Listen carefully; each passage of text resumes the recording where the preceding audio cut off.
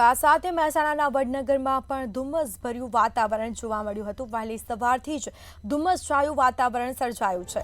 વહેલી સવારે વડનગરમાં ધુમ્મસ જોવા મળ્યું। ધુમ્મસના કારણે વિઝિબિલિટીમાં ઘટાડો પણ જોવા મળ્યો છે। તો વહેલી સવારથી જ ધુમ્મસભર્યું વાતાવરણ જોવા મળ્યું હતું। ધુમ્મસના કારણે વાહન ચાલકોને વિઝિબિલિટીમાં ઘટાડો જોવા મળતા વાહન ચલાવવા હેડલાઇટનો ઉપયોગ કરતા પણ નજરે પડ્યા હતા। તો ધુમ્મસના કારણે વિઝિબિલિટીમાં ઘટાડો જોવા મળ્યો। વહેલી સવારથી જ એકાએક વાતાવરણમાં પલટો આવ્યો હતો।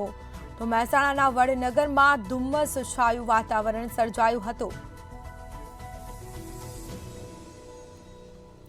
તો એકાએક વહેલી સવારથી જ વાદળછાયું વાતાવરણ સાથે ધુમ્મસભર્યું વાતાવરણ પણ જોવા મળ્યું।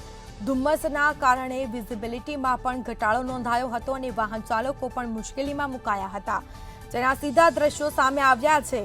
ધુમ્મસના કારણે વાહન ચાલકોને વિઝિબિલિટીમાં ઘટાડો જોવા મળતા વાહન ચલાવવા માટે હેડલાઇટનો ઉપયોગ કરતા પણ નજરે પડ્યા હતા।